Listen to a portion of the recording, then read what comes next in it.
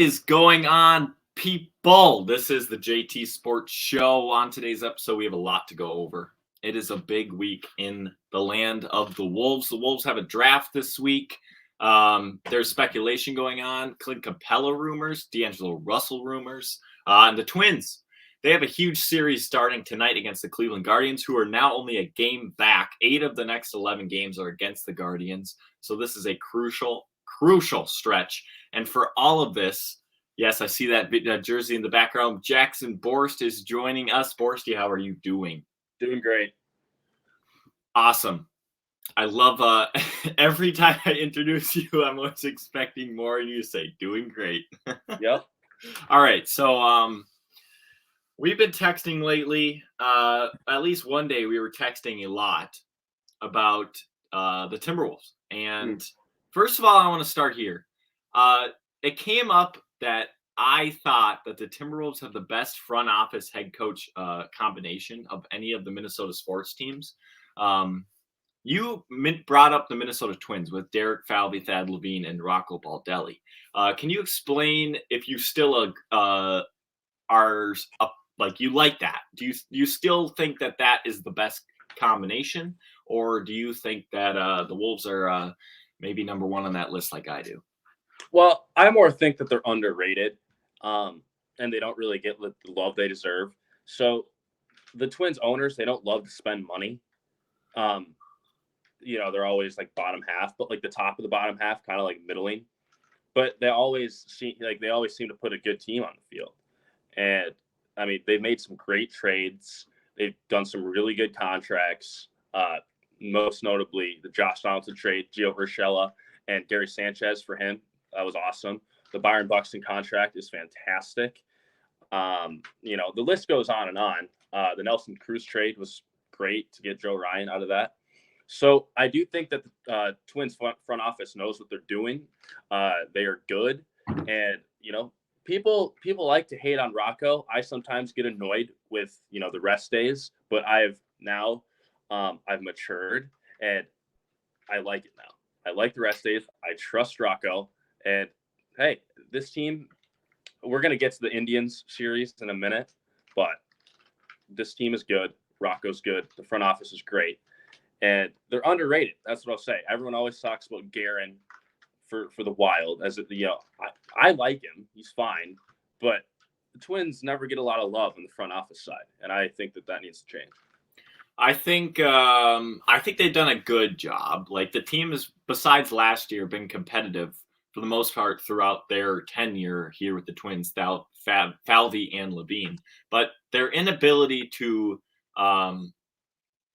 create good starting pitching, good relief pitching, hasn't changed. And ever since the Terry Ryan days, where the Twins pitching staff, they've always had good hitting. The hitting has never been an issue. From AAA, AA, they've always been able to bring up good hitters, even to today, like Kepler and Polanco and Sano and those guys, which Sano obviously not great now. Should trade, by the way.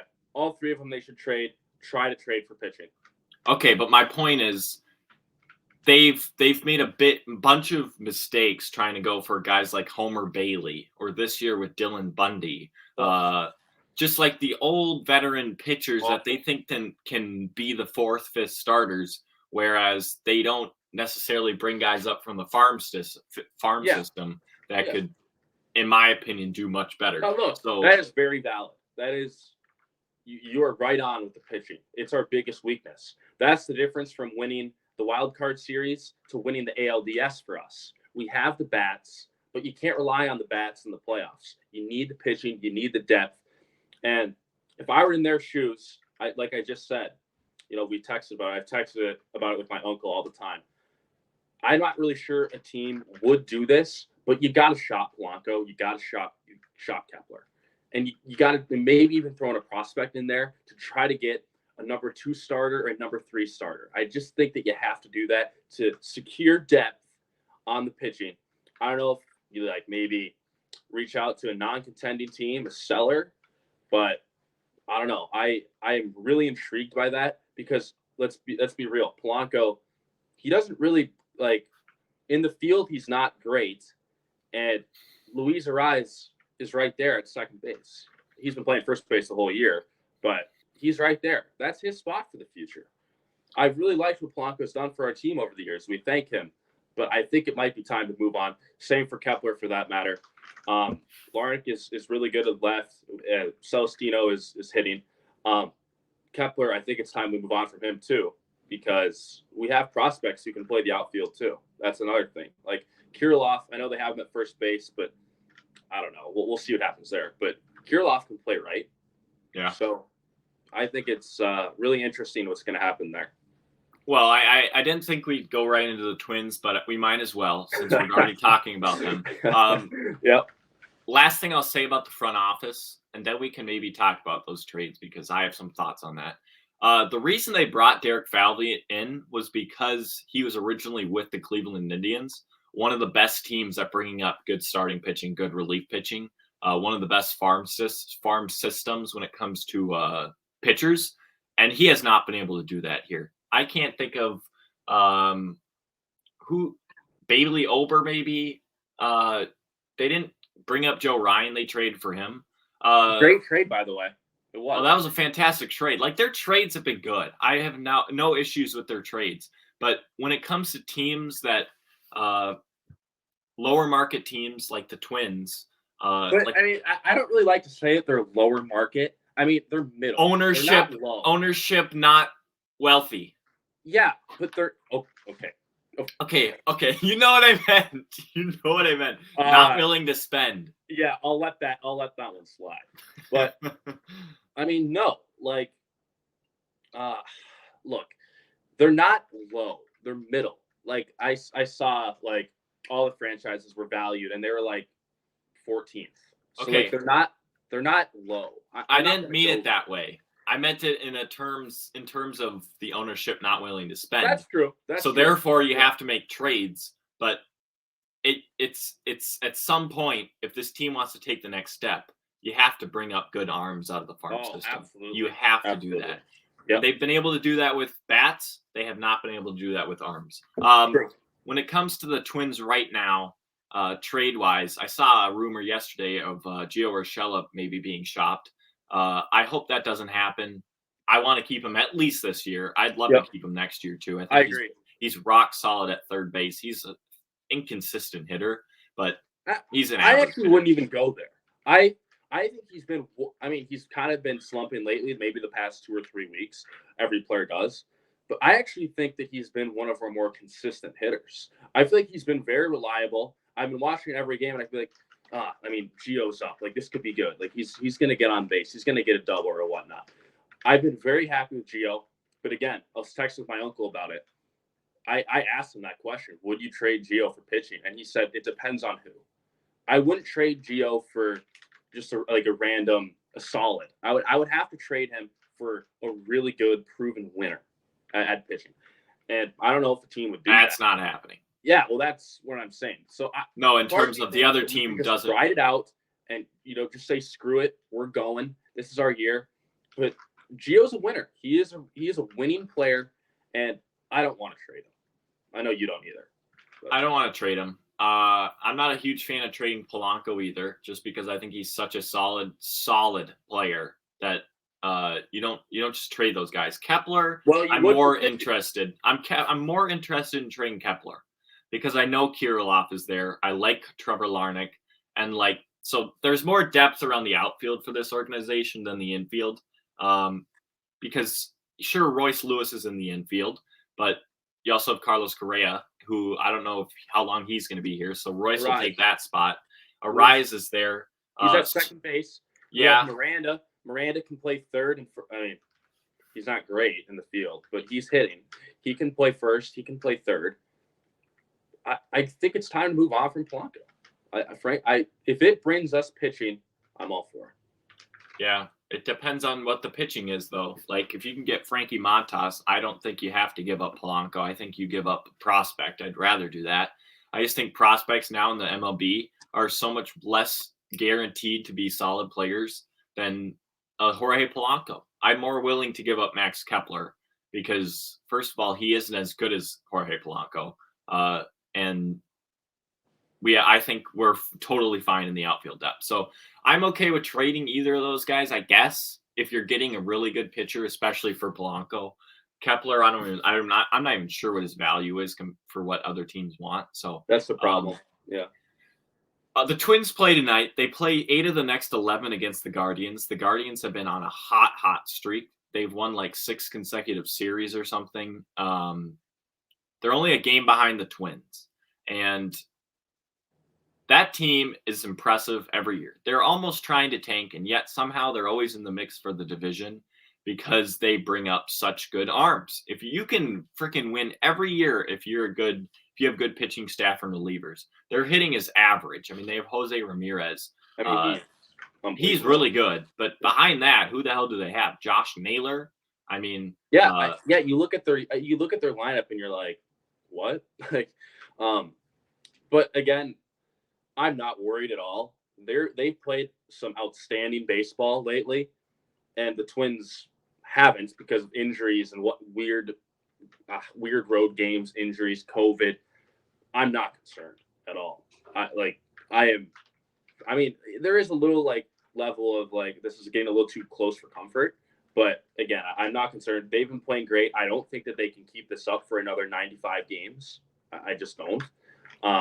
And I think the Twins have hit a rough patch, and I think they'll get out of it. And I don't know, it'll be close. I'm still very confident that you're going to win the division. The Twins' bats are way too inconsistent for my liking. They lead the MLB in shutouts against them. They have games where they'll score 6 runs in an inning, and then they'll score 0 runs the rest of the game. Well, you need to factor in the rest days. I mean, if you look at the lineup card every day, you see names that you're like, okay, this is a really good lineup. Yet half the days they just don't show up. Some days they'll score 11 runs. Some days they'll score 0 or 1 run. I'm not sure why it is. Correa's been solid. Luis is solid. Buxton's back. But then Gary Sanchez will either go 3 for 5 or he'll go 0 for 5. Yeah. It's never in between. I don't know. This offense is very inconsistent. And when Joe Ryan or Sonny Gray aren't starting, you have a lot of question marks at how the pitching will do. Because when those two are starting, I'm confident that the Twins will at least be in the game or probably winning. If it's Dylan Bundy or Chris Archer, Chris Archer, I actually have confidence in. Bundy's awful. We're not going to mince words on that. Bundy's bad. But Archer's all right. Archer's okay. Archer. But he kills your bullpen. He's a veteran. He knows the game. He's a smart player. He just doesn't really have the stuff anymore. But I wouldn't say that I'm like, oh man, Archer's going tonight. I am when it's Bundy. Yeah. And Bundy actually had a phenomenal outing the other night. 8 innings, 1 run. I mean, every once in a while, Bundy's going to show up like that, and then he'll go out next outing and give up 8 and 4 innings. So yeah, correct. On a 0 to 10 level of concern for the Twins right now, like 10 being high, I'm at a 7.2. Oh, come on. I'm a bit concerned just because the last week or so, the injuries haven't been the issue. They've been pretty much fully healthy, and they're just way too inconsistent with the bats. I'm not sure what it is. It's the pitching. They put out who played. Schmelzer was awful. Game 1 that against the Diamondbacks. Well, you had to expect at some point Schmelzer was going to blow up. And the bats were going that night. Like I said to many people, the game was a lot closer than the score. The amount of guys that the Twins left on base that night was absurd. I think we had more hits than them. We had 12 hits. They had 11 hits. But Schmelzer gave up 4 home runs, and it was a complete joke. So that was bad. But honestly, I have nothing for Sunday. That was just kind of inexcusable. But like I said, the D-backs suck. Yeah, I know. That's why it's like, what are we doing here? You can't lose 2 out of 3 to a team like the Diamondbacks. I don't care if it's on the road. There's 10 people at their games. Yes, but Joe Ryan is going to get in a groove again. He missed all that time. Then his first start was just like, whatever. It's his first start. So once he gets in a groove, I'll be happy. And I think a lot So of fans. what's your concern level right now? 4. Okay. Well, I mean, but I mean, they're playing the next 8 of 11 against the Indians. Yep. So Guardians. no.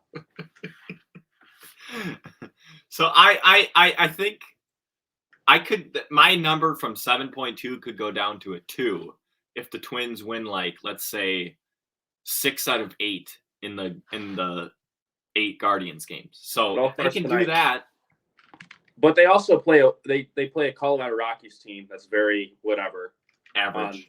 This weekend, so that could be good. So this could be a game-changing week for the Twins, for the better or for the worse. Yeah. This week could really change the trajectory for the rest of the season. I think they're up to the challenge. They got a great locker room, great leadership in there. I think they're ready. Let's talk basketball. Yesterday it came out. Shams reported in one of his articles, I believe, that the Twins or the Wolves are looking for veteran centers around the league, and that the one name that he did mention was Clint Capella. I'll ask you some questions about this. My first thoughts were, this is amazing, because I've always been a huge fan of Clint Capella. Yep. This is exactly what the Wolves need. He's always in the top 4 in rebounding in the league. Robert Williams III for Celtics is what Clint Capella used to be, if that makes sense. Capella's more of a Williams does more on the offensive end. Well, I'm just saying, that's kind of a comparison. Prime Capella, that's, I mean, he's not old or anything. I'm just saying, Houston Capella, that's kind of what Robert Williams is. Sure. I think Capella might be a little taller than him. Yeah, I mean, just the impact. Yeah, Capella's more of a one-trick pony. He sort of just does lob alley-oops and then gets rebounds and protects the rim, which I want that. That's all I want from the Wolves, and I'm fine if Cap plays. We need someone to space the floor, get the offensive boards, and get every single defensive board. We need it. It is a must. If we're going to beat the Memphis Grizzlies next year in the second round, this is what we need. Now the question is, would you be willing to give up Malik Beasley in a first-round pick for Clint Capella? Yes. I yesterday immediately I'm like, oh hell yeah. But I'm second guessing it a little bit because Capella has had injury issues. I'm not sure his age now. He's got to be high 20s, I guess. I think he's 29. 28. Yeah. A lot of basketball left. Making $18 million a year. Beasley is important for this bench. He really is, whether you want to believe it or not. Jalen Noel was waiting the whole year, and that could be something there. Yeah, they're just totally different players, though. Well, I mean, in just scoring. Kid, Malik was very important. When he was hitting the threes, it was big. But also, when he wasn't hitting the threes, it was atrocious. It was get him off the floor. This is so bad. But we got nothing from him in Game 6. The whole second half of the season, he was literally, this is an exaggeration, the best 3-point shooter in the NBA. He was shooting the second most, and he had the best percentage. So, I mean, that's all you could ask for. It felt like he was an auto. Yeah. He was shooting 40-some percent, and he was shooting 10 a game. I mean, it was pretty ridiculous. So, obviously, Clint Capella would be huge. That would be a massive, massive fit for the Wolves. Great fit, I mean. But if you have to give up a first-round pick, that's scary. Although I'm okay, honestly. If it's the 25th pick in the draft, do you really care? It's the 19th pick. Wait, you're saying this year's draft pick? Yes. That's what it would probably be. Yeah, I'd have to think about it. Yeah, Beasley in the 19th pick for Clint Capella. I mean, Beasley's maybe as good as Clint Capella. It's just that Clint Capella fills a bigger need for the Wolves, and so you'd be trading a first-round pick for that. D'Angelo Russell, the rumors continue. Last week he tweeted I'm going shopping or something. after Kevin O'Connor said the Wolves are shopping D'Lo. The rumors continue. What are your current thoughts? I know we went back and forth on the text machine. We talk about it so much where it's like I don't even know what I think anymore. Like no, you do. We're overthinking it at this point. No, you want him out of here. No, I do, but I feel like we're overthinking. Like we're overanalyzing. Like, oh, maybe it would be better if he did stay. Like, no, I'm all aboard him staying for another year and getting rid of him. I think it'd be better if he left. I think Edwards, if he's to take the next step, I don't think he can have number 0 out there. I've watched enough Wolves basketball, and so have you, to notice that Edwards is considerably worse when Russell is on the floor with him. It's evident. And I'm tired of the jacked up shots, him thinking he's the man late in games. We all watched the playoffs. It was really hard to watch. But at the same time, we did win 46 games. So, and D'Lo is a huge factor. It's hard. This is what I would do. I would ultimately see what's out there, and if I didn't like it, then we'll ride it out for one more year and we'll see what happens. My opinion is, well, I'm doing some research here. I'm trying to find the three-man lineup and seeing what Anthony Edwards was with D'Lo on or off the floor. But if you, and I've mentioned this on here before, and I texted you about it, if you bring D'Lo back, let him walk after the year, you have $30 million of open cap space. And pair that with, if you don't re-sign Malik Beasley next year, that's 45. And then if you don't re-sign Patrick Beverley, that's like 60. So, well, but I also said to you this: do we really want that? Do we really want to speed up whatever process the Wolves are on? I don't. I don't want to rush things. We need to be rushing it. Trading D'Angelo Russell would be rushing it. No, it wouldn't. No, it wouldn't. Rushing it would be trying to get all this cap space so we can sign the big-time free agent. We don't need that.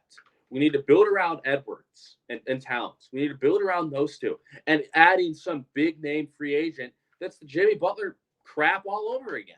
And I don't want that. We're not going to make the same mistake twice. That was different because Tibbs traded Jimmy Butler for Jimmy Butler and still similar. Mortgaged Zach LaVine. It's similar. We have all this. We have these two young budding stars, and we're gonna speed it up by getting Jimmy Butler in here. No, absolutely not. We're not doing it again. This is Edwards' team. We're building around Edwards. All right, hold on here. I'm doing a little D'Lo research with Anthony Edwards. So D'Angelo Russell, Karl Anthony Towns, and Anthony Edwards, when they were on the floor, they had a 117 offensive rating and 109.6 defensive rating, 7.4 net rating. Who do you want to swap D'Lo for? And I'll tell you the net rating. What Who do you want? So I gave you the three-man lineup combo. When those three were on the floor, the Wolves' big three, they had a 7.4 net rating, which is pretty good. You're saying that when D'Lo isn't on the floor, Anthony Edwards did better. That's what in the playoffs. Yes. So just give me another player. Like, you want me to when say D'Lo would be on the floor, he looked disengaged. Like, oh, here we go again. Here's D'Lo trying to jack up 3 threes in a row. All right. So when D'Lo was off the floor and Patrick Beverley was on the floor, they had a worse net rating, 5.7 compared to 7.4.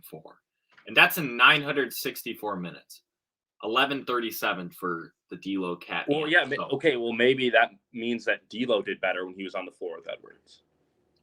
Well, I'm just saying the team did better. That's a team thing. So whether you want to believe it or not, D'Angelo Russell is a major factor in the Wolves' success this year. Edwards would be another year older and a lot better. He'll get the floater down. He'll get the three, everything. I'm not a fan of your take that D'Lo's holding him back. I don't think he is at all. Well, I think D'Lo is a phenomenal passer. He's a leader on the floor. when at the end of Game 5, when D'Lo is taking the shot, yeah, forgive me, I think he's holding him back. Let's see here.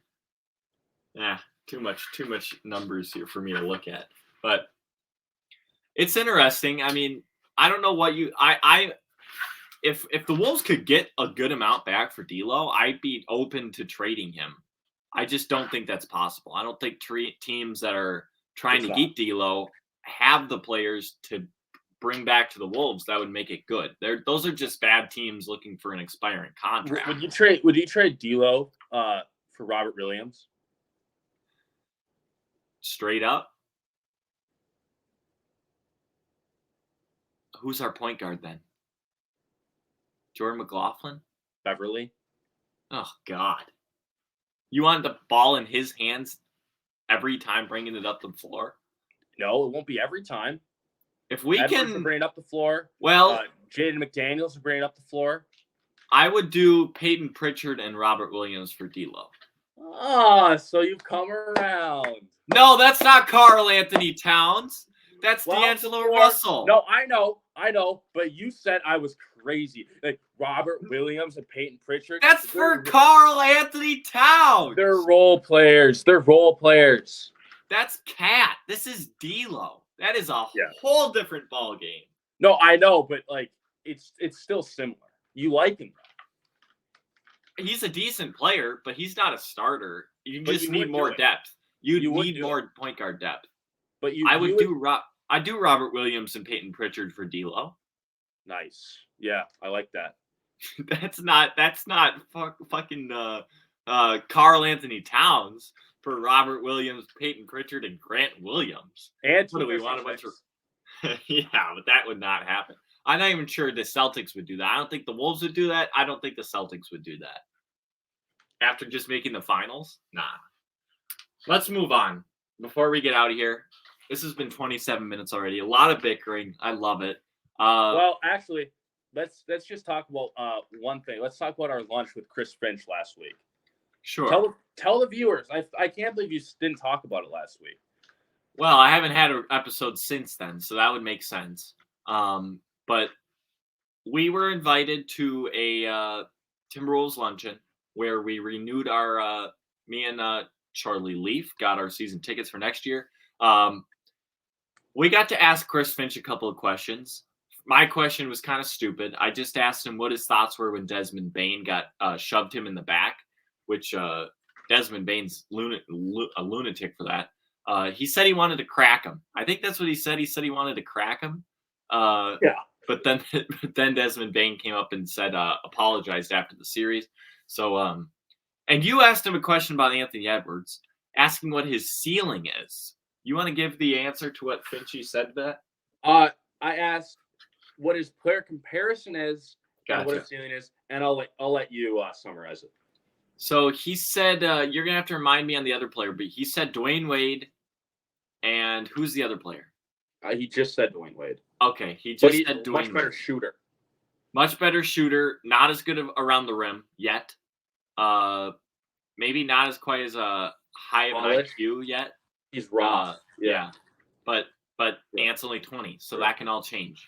And then he said that his ceiling is a top 50 player of all time, which I'm not sure how he came up with that.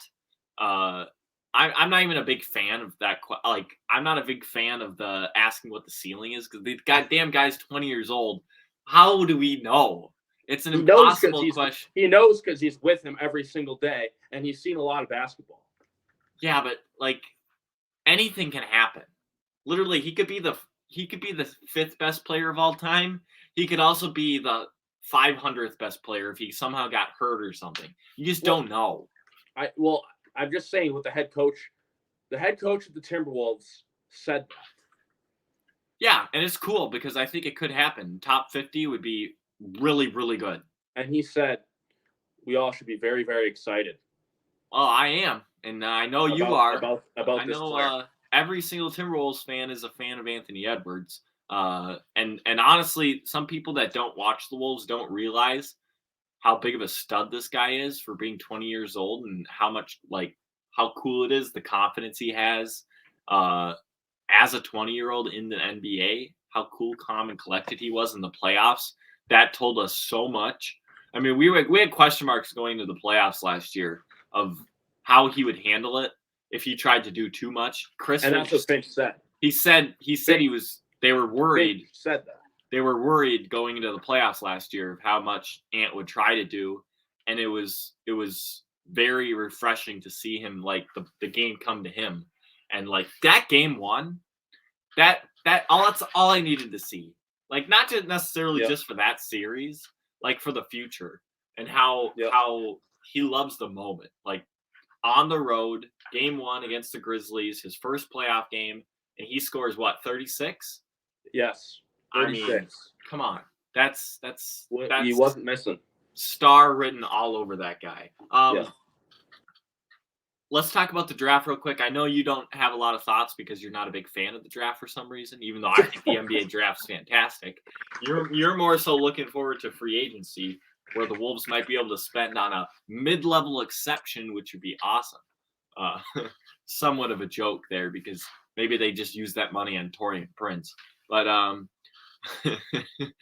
mean, you want Taurean Prince back? I don't know. I mean, he had some nice moments. But I don't really think that you should run it back. I think you should try to get better. No, they're going to. They have to. They're otherwise they'll take that maybe not a step back because we don't know what like. And another thing, a great point from Coach Chris Finch. He said, "We cannot afford to take a step back. We can't. We got to get better." Yeah, he knows. He knows what's going on, and that was very encouraging at the press conference. Was like how like self-aware he was about the West and the entire situation. The Western Conference is going to be ridiculous next year. I mean, it was down this year, but I'm trying to think of teams. They got to play us. I have two teams that I think are guaranteed to take steps back. One, the Phoenix Suns. And two, the Utah Jazz. Yep. Yeah. Those two. I agree with you. But that the Nuggets, said, the Phoenix Suns will probably be like a 4 seed this time. You know? I have confidence that the Nuggets, the Wolves, the Pelicans, the Clippers, and the Lakers, maybe not the Lakers, that's my least confident, but those teams are going to all take steps forward. The Lakers are going to take a step forward. Yeah, but like I'm more confident in the other teams. I think the Wolves take a step forward because I think Ant takes a step forward. Exactly. I think the Clippers will because they'll get Kawhi back. I think the Nuggets will because they'll get Murray and Michael Porter Jr. back. Yep. Who's the other team? Dallas. Pelicans. I was impressed with them. Yeah, but that one could trick you a little bit. I think that they still might be like fringe. It could. I think Dallas. I think they might kind of just yeah, Dallas is just boring to me. They're just every year they're going to be the same with Luka. They're just going to be a really solid like 4 seed every single year. I agree. The Warriors will probably be like the same. They'll be the same. Same. Yeah. All right. Well, the Western Conference is going to be good. But quickly, I want to hit on the draft because it's big. It's Thursday night. The Wolves, whether it's a trade they make or they pick 19, I think, then they have 3 second-round picks. And that's Tim Connolly's forte. That's his bread and butter. And so this is what I'll say. I would not be surprised if they trade the 19th pick because he's known for finding diamonds in the rough in the second round. And so if you have three chances in the second round to hit on it, just at least one of them, he's going to find somebody. I'm okay with trading the first round pick if you can get a solid player back. So, but if you don't, the 3 players or the 2 players that are getting mocked to the Wolves most commonly are E.J. Liddell out of Ohio State, who's a power forward. He's not huge, but he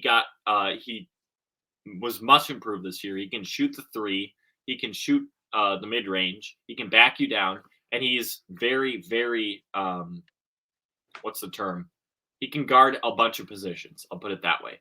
The other guy's Ty Washington, the freshman last year from Kentucky. He's a guard. He, if the Wolves decide to get rid of D'Lo, that would probably be my guess where they go. He was really good at the beginning of last year. Then he had some injury issues, but he was projected lottery pick. And when you're out of Kentucky, that is maybe the best school at developing NBA players. So if the Wolves go that route, I'd be okay with it. He could shoot it. He has speed. He's actually a pretty big point guard. So I like those type of players. So those are a couple of players that the Wolves are getting mocked. I know you don't have any thoughts on the draft, but would you be more into trading the pick or picking at 19? Let's pick. Let's see what Conley's got. I'm excited to see who we get. Yeah. All right. Any last things on the Wolves or the Twins or maybe the Vikings? I don't think there's anything going on with the Vikings right now. They're just getting ready for camp. I will say I'm going to give a shout out to the Gopher football team. They have a ridiculously good recruiting class next year. They're ahead of like Alabama. They're like the 10th rated recruiting class in the country. That's not going to last. No, I'm not saying it's going to last, but you have to give props to them. I mean, PJ's doing a phenomenal job. And this year, the team should be pretty good, too, battling for the Big Ten West. So that should be fun. And the Gopher basketball team should be improved, too, with the likes of Dawson Garcia and a couple other transfers they got through the transfer portal. All right. That's going to do it. Let's leave on some music here. It's always the same music. Whenever you're on, I always give the rock music. Yeah, rock follow us on all social media platforms. You know what? I'm going to give my bet of the night. I got the Twins money line. I'm not betting tonight. I will say I'm extremely hot. I gave out a bad pick on Sunday at plus 1,600. The Keegan Bradley to win the U.S. Open. But before that, we had won 4 in a row. And I think we're above 500 again. So, like I said, follow, like, and subscribe to this video. And everybody have a good day.